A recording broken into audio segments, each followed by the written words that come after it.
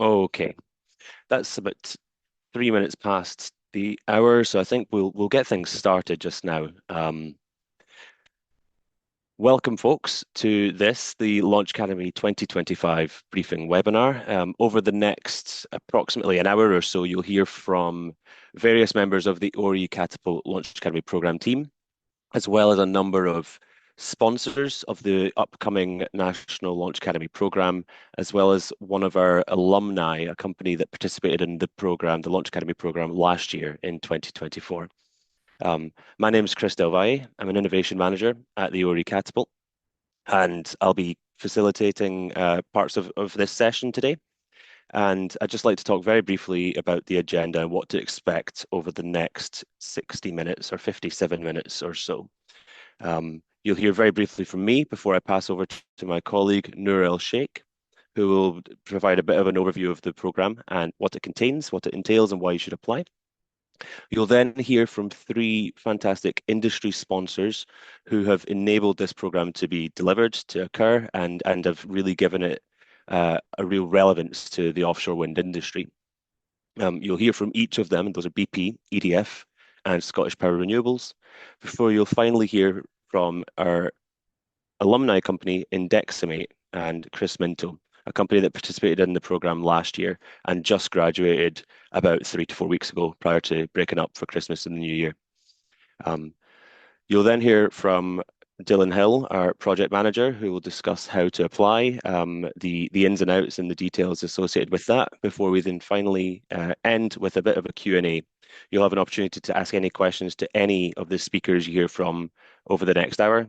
Please do use the Q&A function at the bottom of the Zoom window, or use the chat itself, and feel free to drop questions into that function over the next hour, and we'll make sure to answer as many, if not all of them, come the end of this session. Next slide, please, now. Very, very briefly, for those that are not aware of the ORE Catapult or the Offshore Renewable Energy Catapult, I'd just like to very briefly introduce who we are, what we do, and why we exist. So we are one of 9 research and technology centres established by the UK government in leading industries, aiming to establish and enable impact for the UK, and grow these industries. The offshore renewable energy sector has been identified as a potential leading opportunity for the UK, and it's our mission to accelerate the creation and growth of UK companies in this sector. We do this in a variety of different ways. We've got over 300 experts, researchers, scientists, and personnel who are all devoted and spend their time working in this sector, trying to really create value for the UK economy. We've got unique facilities, research and engineering capabilities, and we operate alongside industry. We collaborate with academia, and we work with government to support the UK supply chain and innovators up and down the entirety of the UK. There's 6 bullets on this slide here that indicate exactly what our mission is, but that's us in a nutshell. We're based up and down the UK. We've got approximately 9 different locations, and if you haven't engaged with us yet, and this is your first instance in learning and engaging with us, I'd really encourage you to visit our website and to reach out, and we'd be very happy to spend some time and explore alternate means for collaboration going forwards in the future. That's a really brief intro to the ORE Catapult. I'd now like to hand over to my colleague Noor to discuss the Launch Academy program in detail. Noor. Thanks, Chris. Good morning, everyone. Hi, I'm Noor Sheikh. I'm an innovation manager at ORE Catapult, and I'll be leading the delivery of this Launch Academy. So I'm just here to tell you a bit about an overview about the program. So real quick, if you have no idea what Launch Academy is, so it's a technology accelerator program, and it's tailored to support technology in the offshore wind sector. So we usually have challenges that have been driven by industry sponsors. So we do that in collaboration with our industry partners who are here with us today. So we select 10 winning companies who we provide support for a period of 9 months. And this support is not just technology support. We also do support throughout the wider areas of the business that would benefit any emerging business such as yourselves.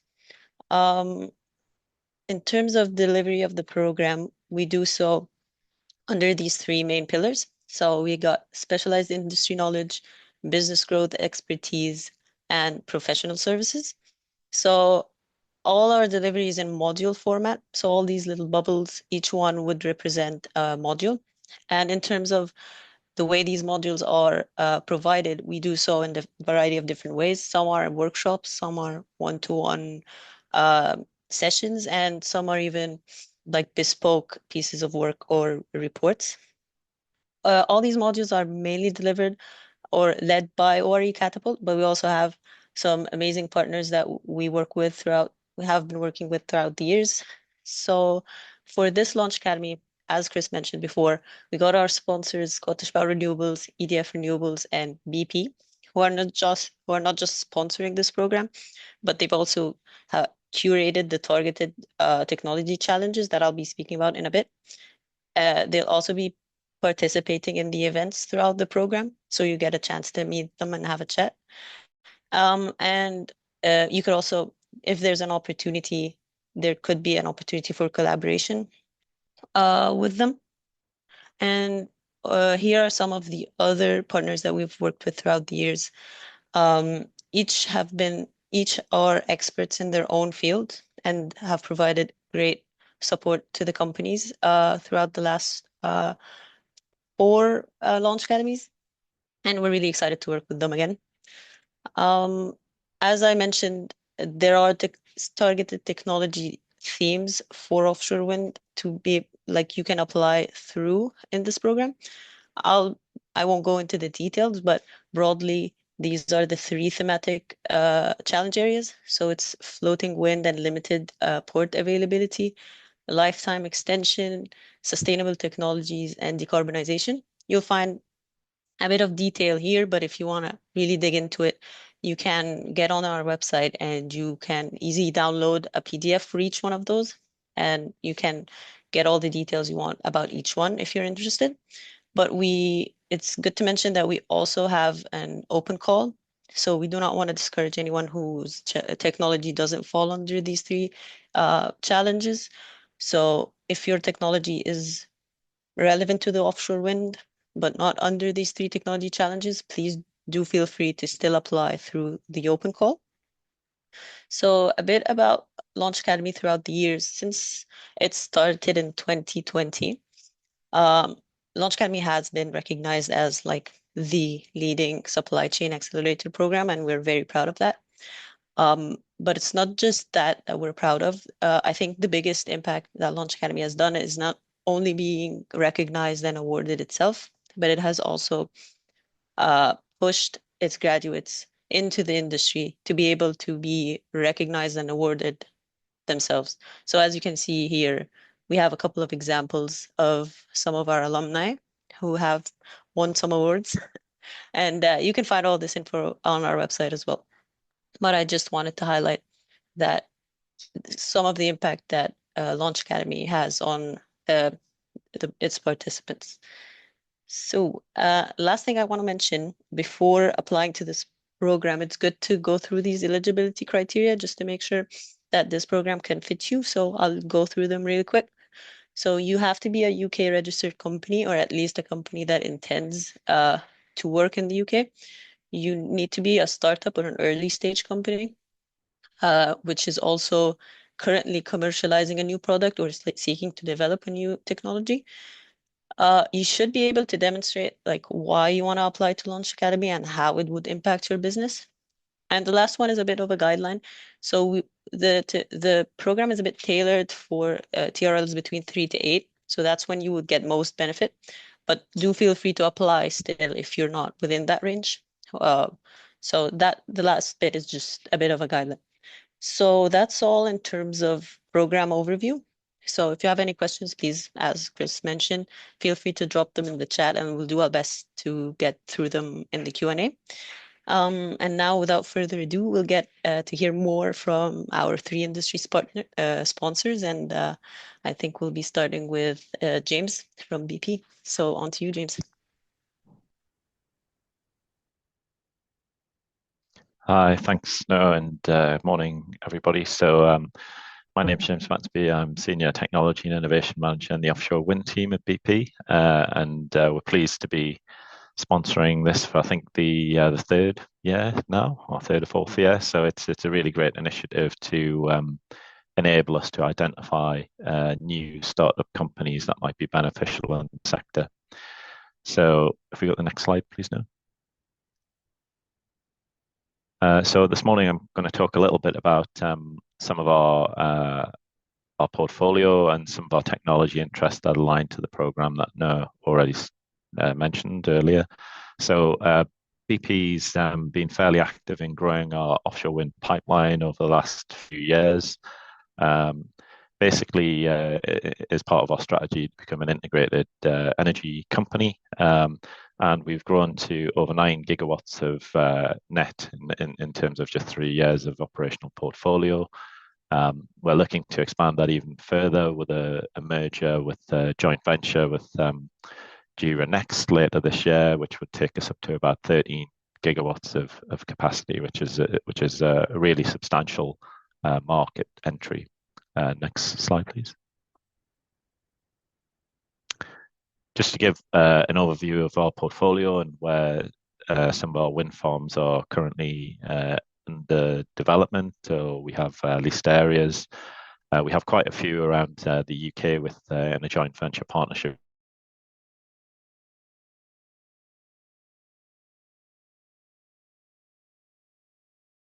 with the Flora off the coast of Aberdeen, which is one of the Scottish Intug projects. We have a couple of projects in Germany that you can see there, and also off the coast of Massachusetts, Beacon Wind, and a partnership with Marubeni in Japan. So fairly global portfolio, often with different technology challenges and requirements.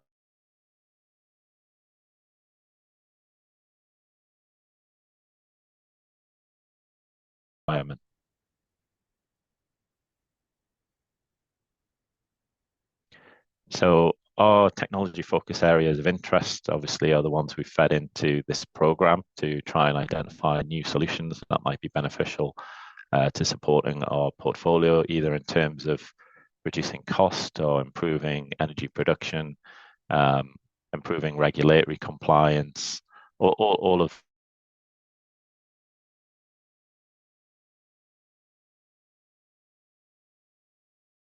these are included in here, and I say 7 because the fixed bottom is split into 2 different areas. So we have de-risking fixed bottom technology, where we might be looking at novel foundations, but also transport and installation systems, energy yield assessment, improving O&M, driving new technologies there, sustainability innovation around blade recycling, reducing environmental impact, strategic digital tools, which will work across our business to help us to better own and operate our assets, and then integrated energy. So how do we integrate our systems with hydrogen potentially, or solar, or various other auxiliary forms of power generation? Next slide, please. So maybe just to deep dive a little bit into some of the challenges and opportunities we see. Certainly, lifetime extension is becoming a key requirement for us in some of our wind farms. Historically, wind farms were slated to last for 25 years, but now we want them to last beyond 30 years to 35 years plus. So there's a lot of kind of design challenges with that, but also as the asset ages, how do we optimize some of the infrastructure and balance of plant equipment through inspections, extending lifetime, reducing fatigue and corrosion impacts is a key one of our challenges. Next slide, please. And then sustainability from a technology perspective, reducing noise on installation for regulatory compliance is a key issue across a lot of offshore wind farm developments. So novel technologies to reduce the impact on piling, also reducing environmental impact and improving nature inclusive design for consenting regimes, and addressing our sustainability goals is a key requirement for us. And then finally, the next slide, please. And then, yeah, kind of challenges around we have to own and operate these assets. As I say, we want to extend the lifetime, but how do we improve our remote sensing and use of AI and autonomous technologies to ensure we're optimizing energy production and undertaking preventive maintenance in a proactive and leading manner. So all of these technology challenges we fed into ORE Catapult, and we're very much looking forward to see what comes out of them in the responses to the application process. Next slide, please. So that brings me to the end of a quick overview of our portfolio and some of our challenge areas and what we fed into this program. So happy to take any questions at the end, and thanks for listening. And now I think it's to pass on to Shu at EDF. Thanks, James. Hi, everyone. Good morning. My name is Shu. I work for EDF Renewables UK and Ireland, and I manage a team called New Technologies and Innovation. So we're working on across different technologies, including offshore wind. So thanks for your attention for my presentation. Next slide, please. Next slide, please. So just a little bit about EDF Renewables. We're a global company working on different renewable technologies, including offshore wind. Here's a snapshot of our activities in offshore wind. So you can see that we have operational offshore wind farms in Europe, UK, France, and also in China, and many developments and construction projects across the world as well. So this is the size of the opportunity here to create a lot of green energy for the world, but it'll also take a lot of new solutions to make it effective and beneficial for the wider society. For next slide, zooming in a little bit about my area of focus is the UK and Ireland, and you can see that here's some key figures about the size of the pie, just in terms of the UK. And we're focusing a lot on floating offshore wind, where we are planning to be one of the first big projects for offshore wind, for floating wind in the UK and Ireland. And some of the key figures here about what we think can offshore wind and floating wind can deliver for UK in terms of jobs, in terms of investments, in terms of benefits, social economic benefits for the country. And for the next slide, we'll just a little bit on our main experience in floating wind in the world. We have a project in France that was commissioned recently 3 times, floating turbines in the Mediterranean. And we have a lot of learning building this first project in our group. And we can recognize that a lot of innovation improvements, opportunities are there to make larger projects across the world. And that's fed into some of the technical challenges that's in the Launch Academy, and we're really looking forward to see what the industry here in the UK has to offer that we can help accelerate to create value for our future projects. Point of note here, this is the first project that was financed by commercial banks, so it's like project finance is a big step in terms of the understanding of the risk and communicating that risk to investors. And this is part of a longer journey of maturing the technology type here. And I leave you with one more slide, I think, about based on what we learned so far from developing and constructing and a little bit of operating offshore wind and floating wind projects. We can see that there are many challenges to overcome with these new technologies, and we can find new technologies everywhere from the different tiers of the supply chain.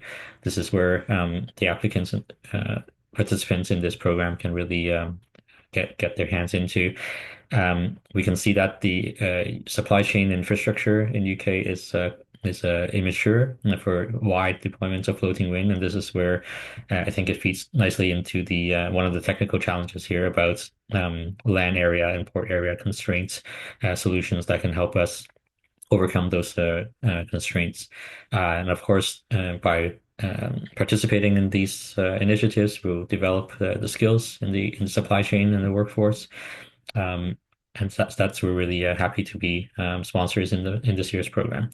And in terms of the enablers on the right side, I would say this is one of the initiatives we are taking on to follow our strategic roadmap on floating wind to enable the supply chain, so that we can have all the equipments and skills and methodologies that we will need for wide deployments of offshore wind and floating wind.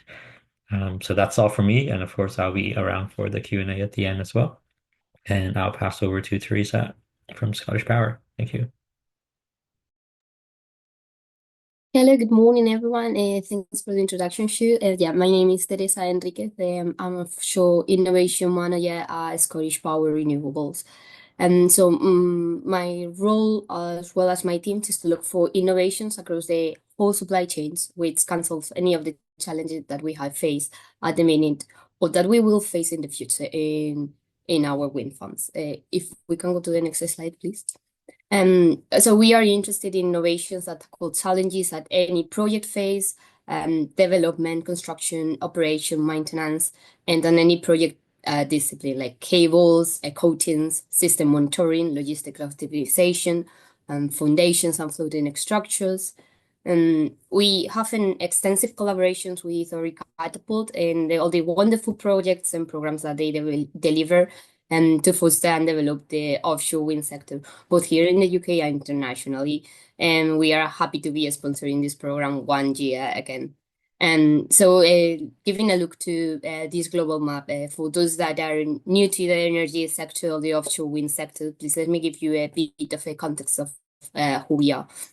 Scottish Power Renewables, or also called SPR, is part of the Iberdrola Group, which is one of the biggest utilities in the world. Scottish Power is a vertically integrated UK-based utility, meaning that we own generation, which in our case is 100% renewable, and transmission and distribution networks, and a retail business.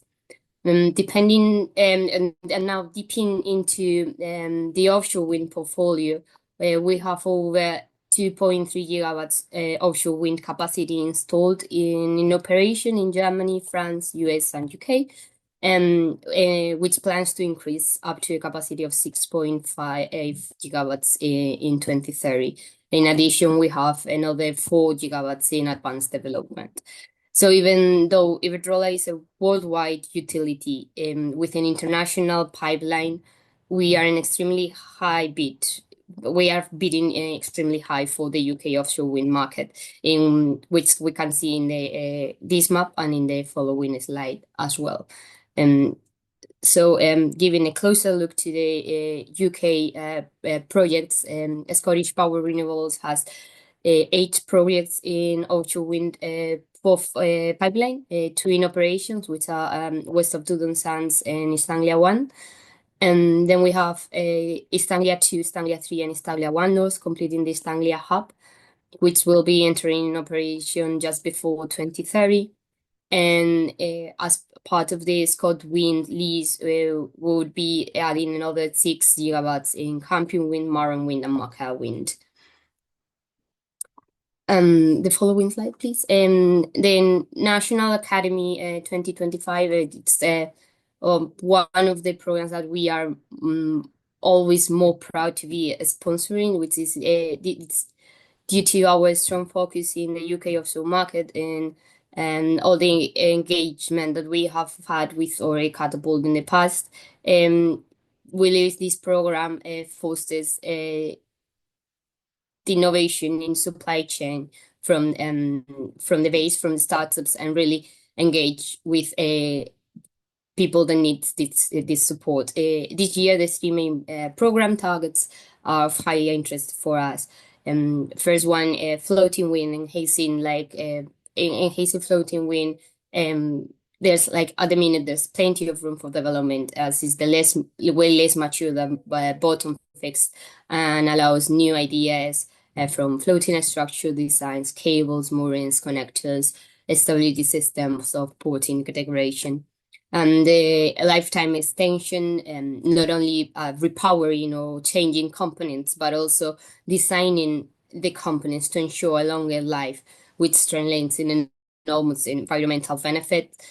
And finally, like the sustainable technologies, including nature-inclusive designs, fauna monitoring, protection system, recyclability solutions, development providing safe and innovative solutions for sustainable and ethical environment. And finally, the open call. So if you have a company or a solution completely mind-breaking, and we haven't even considered as possible in offshore wind, please apply for the open calls because we will love to hear from you. And cautious of time, I would like to dedicate this final minute to encourage you to register in our supply chain system. So if you scan the QR code that is showing in on the screen, you will be able to register your interest in working with us, and you will receive updates about our projects. And so thanks for listening, and I'll be around again for the Q&A. I'll give you the floor to Chris Minto from Indeximate now. Hi there. Good morning, everybody. Indeximate were one of the cohort from 2024.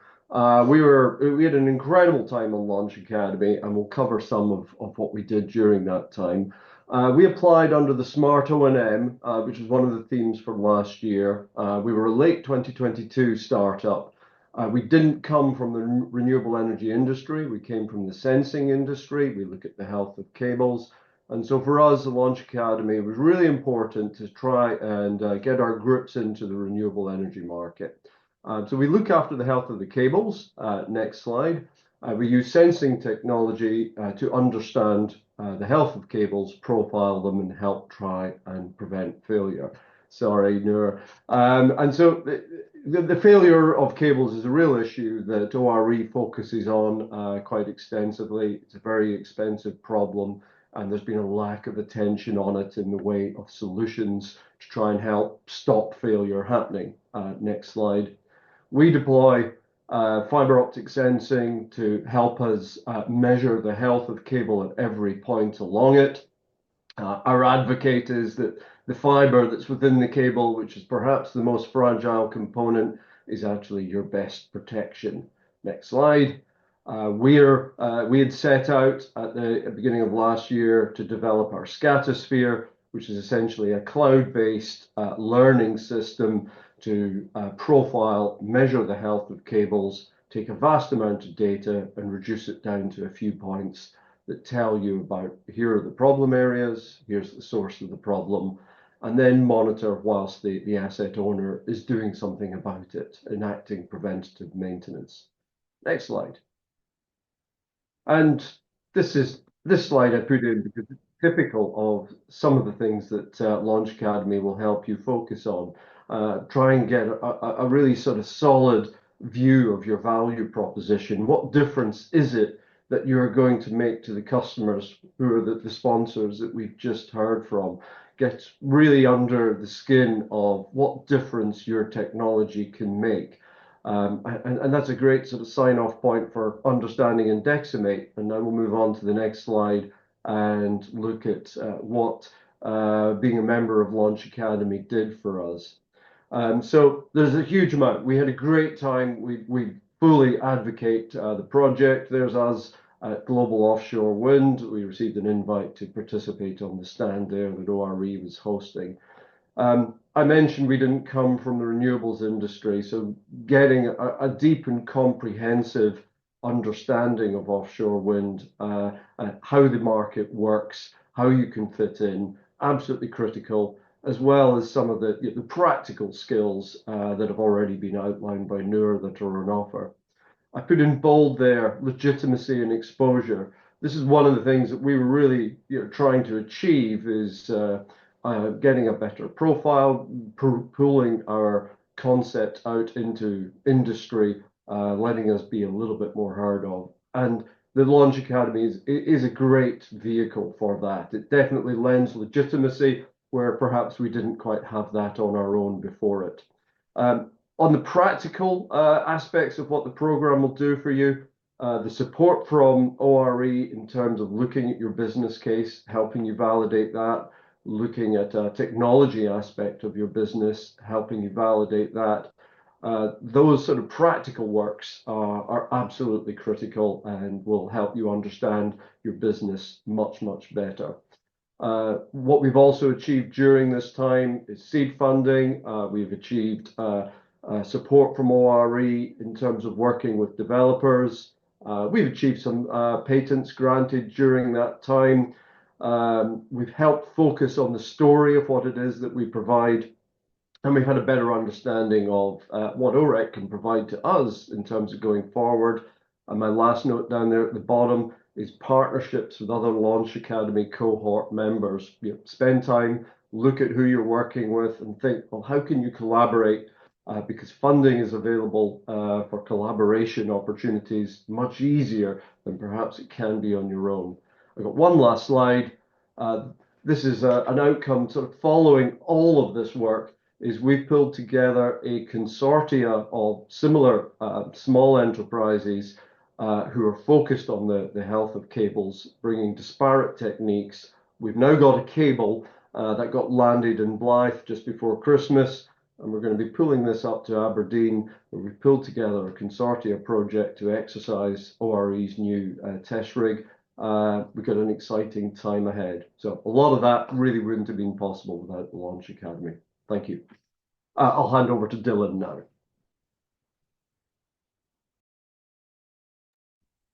Thank you very much, Chris. And yeah, it's been great working with you over the kind of past 12 months. Yeah, I guess.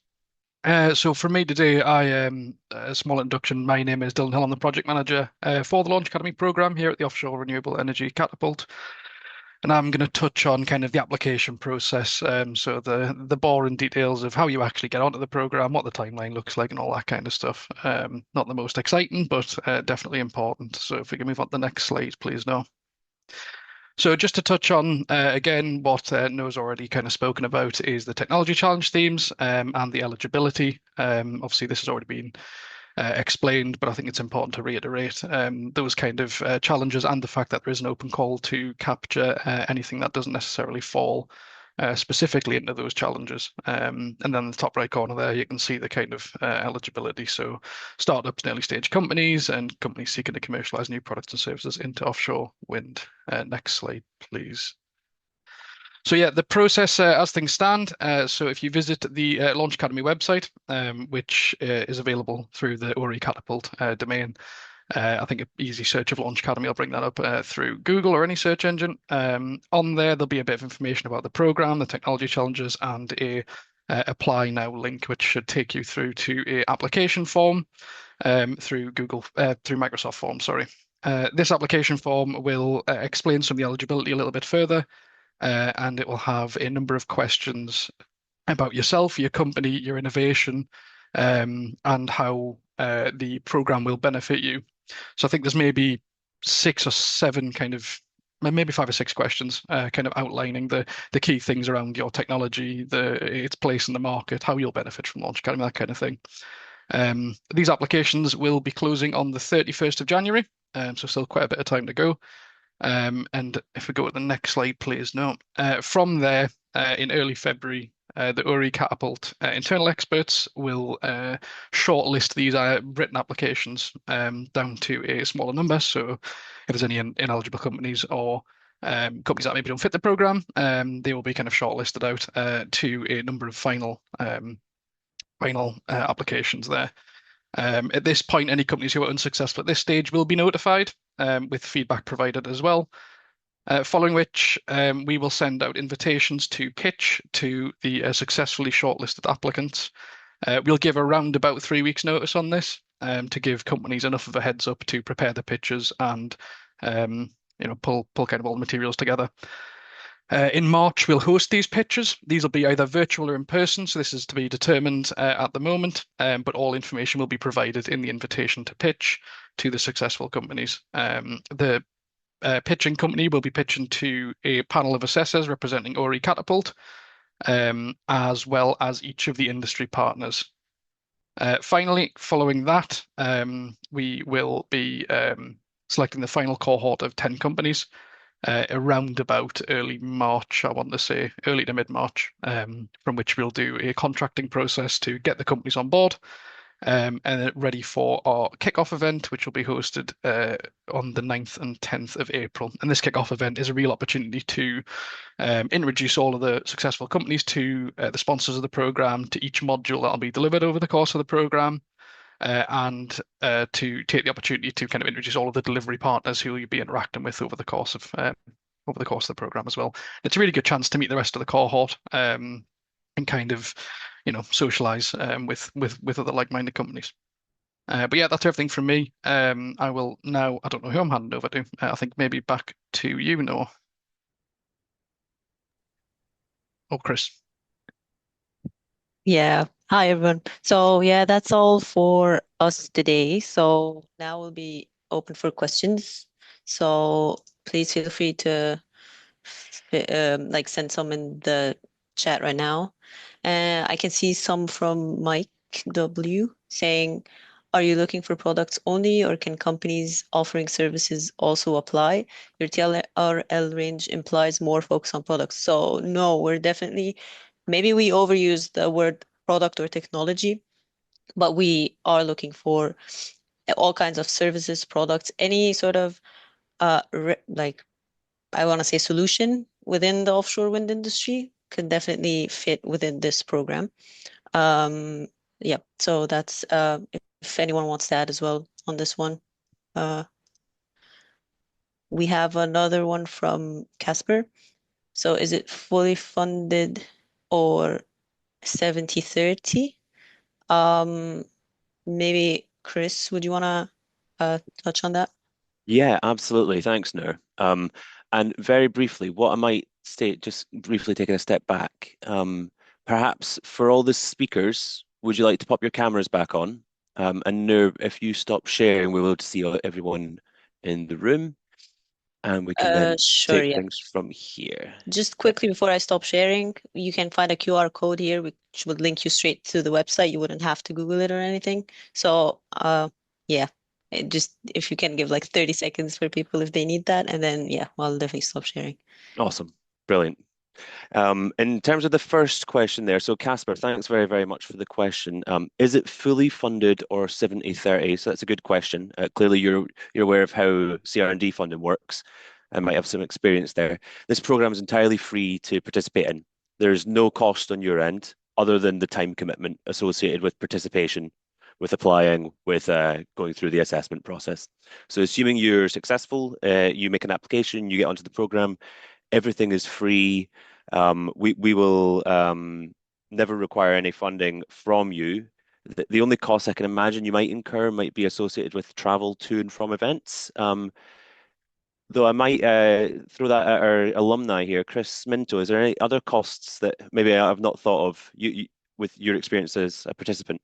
Yeah, there's very little. One thing I would mention, at least for 2024, is that the funding is provided does have an MFA value. So if you're Absolutely. in the receipt of Innovate UK grants, that is it's a modest amount, but it comes off the total amount that you're able to claim for grants. In terms of costs, as Chris says, it's travel to and from events. ORE look after you very well. I did mention that we had been on Global Offshore Wind within ORE's footprint. There was a very small fee for that. That de minimis, or sorry, the MFA funding. Good point. Thank you very much, Chris. So that was from Casper there. Now we've got a question directed straight at James at BP. So James, this is from Jean. Can you speak a bit to how you evaluate strategic digital enablers? It's a big category. Yeah, I mean, it is a big category. I'd agree. I think when we talk about strategic digital enablers, I guess that's a catch-all for underpinning technologies that are going to improve the performance of offshore wind farms. So I guess a lot of people think of digital twins, but when you speak to anyone about digital twin, you get several different answers. So really, I guess we're looking at digital tools that optimize the performance of our wind farm, but not in the O&M phase, in the consenting and construction phase as well. So it could be digital tools to, support gathering information for consenting. It could be digital tools to optimize manufacture and installation or condition-based monitoring digital tools. So really, I guess we're looking at across the project lifecycle tools that can optimize either the consenting, construction, or operability of our sites. Thank you very much, James. Jean, if you have any other further questions, I'd welcome them in the chat and we'll do our best to answer them. Now we've got another question here. Dylan, I might throw this one at you, pull you in here. Where is the launch event held? Yeah, that's a me question, and I thought this would come up. At the moment, I suppose it depends. It depends on a number of things. So what we've done in the past is look at where all of the successful companies are based and try and find a centralized location to host it. Last year, and I think it's a good place to host it. Not that I'm biased, which you might be able to tell from my accent, but we hosted it in Newcastle, which is where our kind of large test facilities are located, because this enabled us to be on a central train line for easy access from most of the country. As companies up in Scotland could get down, companies down in London could get up quite easily as well. And then this allowed us to kind of have the first day of the event in Newcastle running through kind of what's going to be happening and all that good stuff. And then with the second day, invite everybody up to our facilities to kind of see what we can do, what our capabilities are, and that might generate some ideas for kind of future collaboration. But yeah, it's undefined at the moment, but I think likely Newcastle because of its central location. Nice one. Thank you very much, Dylan. So Newcastle, but to be confirmed. So thank you for that question, Adrian. The next question we've got here is from Charles. It is, hi, can companies join forces as part of the application, or is it a standalone process? I'm happy to answer this unless Dylan or Noor, would you like to? Yeah, I'll take this one. So Charles, thanks for the question. It's a good one. We've come across this a few times. What I'd suggest is that in order to apply, it has to be a single applicant, a single company applying. If you're considering applying as multiple companies joining forces, I'd recommend creating some sort of legal joint venture or vehicle to enable that. That's how we'd recommend you do it going forwards. We have had companies in the past apply as a single applicant and then create the JV after the fact, after they got accepted, to avoid, that resource and time sink that might be required, front loaded or front ended. But yeah, you would be required at some point to create some sort of JV or legal entity to go forwards in that manner. Our next question, Fraser. Would offshore hydrogen production fall under the open call? We are developing our C-Stack electrolyzer for installation offshore at the wind farm. And that's from Fraser at Latent Drive. Noor, I'll pass this one over to you. Would offshore hydrogen production fall under the open call? Yes, definitely. So as I said, like Launch Academy, maybe we've used offshore wind a lot, but at the end of the day, we are offshore renewable energy catapult. So we do support any offshore renewable energy technologies. And I say we have a pretty strong team that would be able to support you in that area as well. So it would be great. I look forward to the kind of work that you can collaborate and do throughout the program. Yeah, definitely do apply. Fantastic. So we've got a few more questions here. From Mark Allen, I have a design for offshore wind that is on paper only at the moment. Does this make my product eligible to apply still? Again, Noor and/or Dylan, I'll let one of you guys answer this. Yeah, I don't mind jumping in for this one. I think this was kind of touched on earlier. So when Noor was describing the kind of TRL levels that we target, typically 3 to 8. If it's kind of a design on paper, the kind of back of a BMAT type situation, it's lower TRL than kind of what we've outlined, but it doesn't necessarily mean we wouldn't accept it on the program. We've had lower TRL, we've had higher TRL companies that could still benefit greatly from the program. I think the main thing is outlining how feasible the technology is, how feasible its place in the market is, and having a clear understanding of what you need to do to get that technology through the TRL levels and how you can benefit from the program. So yeah, I would say you're still definitely eligible to apply with a lower TRL technology. Brilliant. Thank you very much, Dylan, and thanks for that question. Now, two more here. James, we're coming back to you potentially. So thanks, James. This is from Jean again. Built digital twins for BP in a past life. We'll connect with you directly to see if what I'm building now maps to your needs. That's interesting. So James, do expect contact either via email, LinkedIn, or some other mechanism from Jean. And finally, for Chris. Now, this is Chris Minto. What was the biggest enabler that came out of the program for your company? I think the biggest enabler for us really was that comment I put in bold, about legitimacy and creating a presence within offshore wind. For us with a small profile beforehand, coming into Launch Academy and suddenly being properly thrust into the industry, having the introspection from the sponsors, the support of ORE, the visibility, LinkedIn, particularly from a marketing perspective. I think that's been hugely beneficial to us and increased our profile. But that's all aside, and it's really important and it helps propel your business forward. But it's kind of also on the periphery because it doesn't really touch the work that you're actually doing. So whilst I think that was really important, I would also say, though, that the focus on supporting the business case analysis and the technical analysis, really has been very helpful to us indeed. Thank you. Thank you very much, Chris, as ever. And thank you, Adrian, for that question. So that's us answered any and all questions that were in the chat. I'd welcome more from any participants. If you have any other burning questions, please do use the opportunity now to ask questions of myself, the rest of the Catapult team, or any of the panel. In the meantime, I think we've got approximately 10 minutes left. So I'm maybe going to go around the room as such and ask a couple questions. And I'll probably ask a bit of a general question to start with, aimed at our three industry partners and sponsors here. So Teresa, Shu, and James.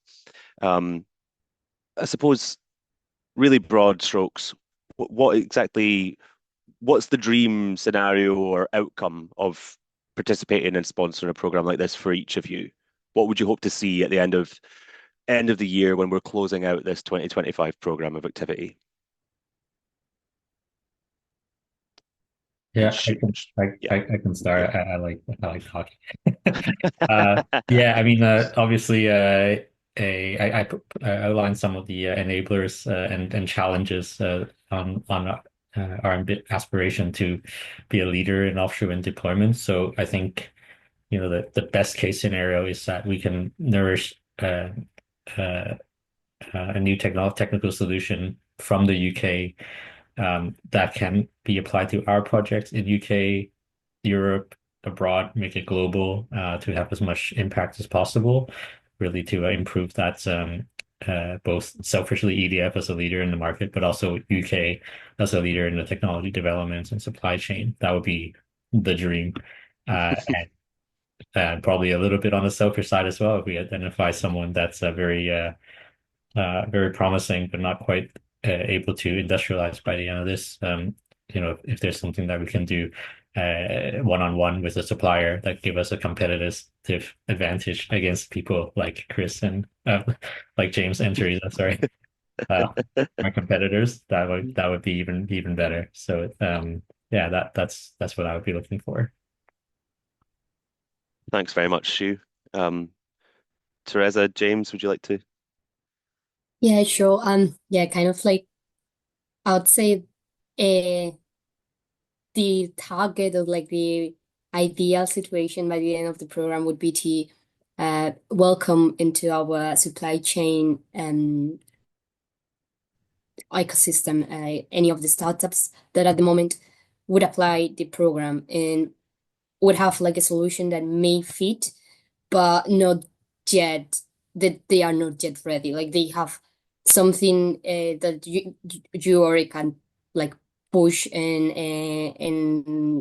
help them deliver like something way better or understand better the offshore wind sector. So maybe they are doing that for another industry. They are doing something similar, but they need this push for transitioning, and then by the end of the year, they are able to offer this solution to us in a safe, economic, and environmentally friendly way.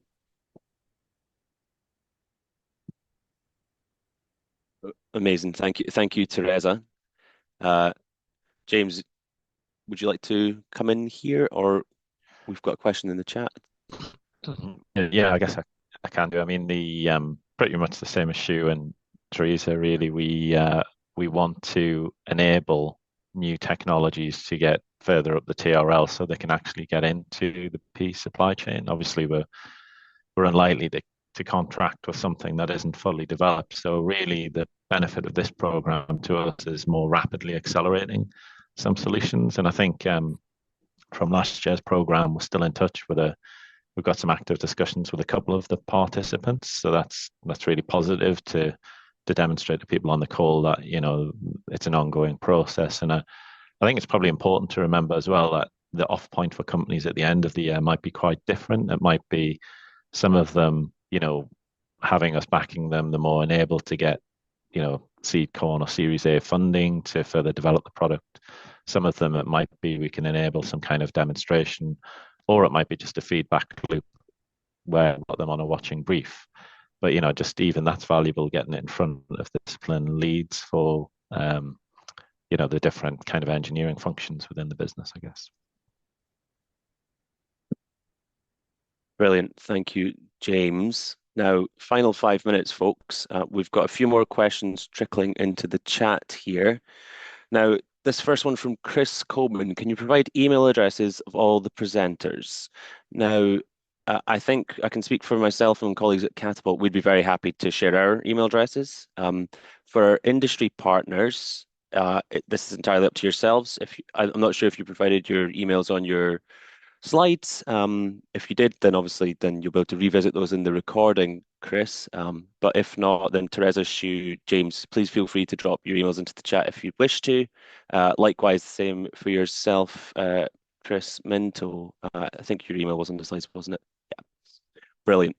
Now, we've got a couple here from Charles. So a question for all, bit of a selfish one.